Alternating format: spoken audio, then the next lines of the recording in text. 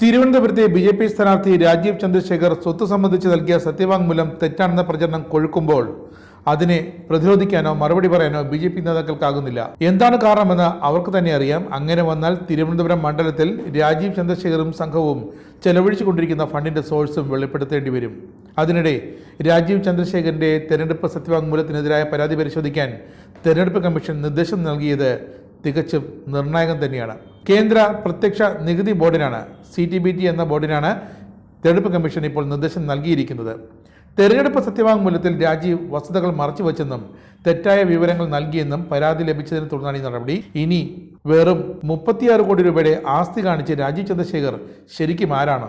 രാജീവ് സ്ഥാപിച്ച വ്യവസായ മൂലധന നിക്ഷേപ സ്ഥാപനം ജൂപ്പിറ്റർ ക്യാപിറ്റലിന്റെ ആസ്തി 10,000 കോടി രൂപയാണ്. 2005 രാജീവ് തുടങ്ങിവെച്ച BPL മൊബൈൽ കമ്പനി SR ഗ്രൂപ്പിന് കൈമാറിയത് 4,400 കോടി രൂപയ്ക്കാണ്. ഏഷ്യനെറ്റ് വിനോദ ചാനൽ സ്റ്റാർ ഗ്രൂപ്പിന് വിറ്റത് 1,400 കോടി രൂപയ്ക്കാണ്.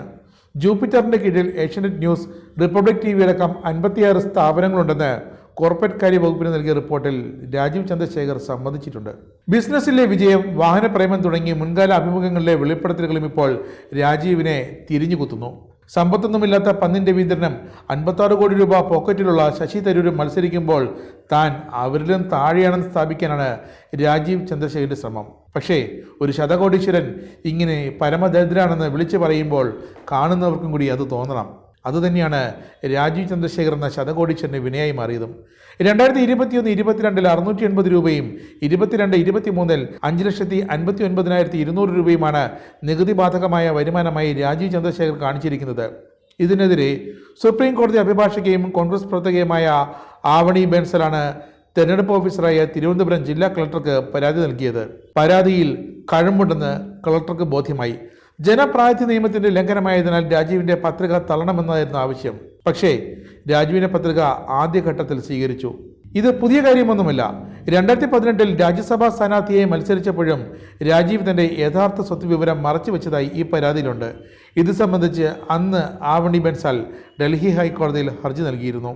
2018 പരാതി കേന്ദ്ര പ്രത്യക്ഷ നികുതി ബോർഡിന് അയച്ചതായി തെരഞ്ഞെടുപ്പ് കമ്മീഷൻ അന്ന് അറിയിച്ചെങ്കിലും തുടർന്ന് ഒരു നടപടിയും ഉണ്ടായില്ല.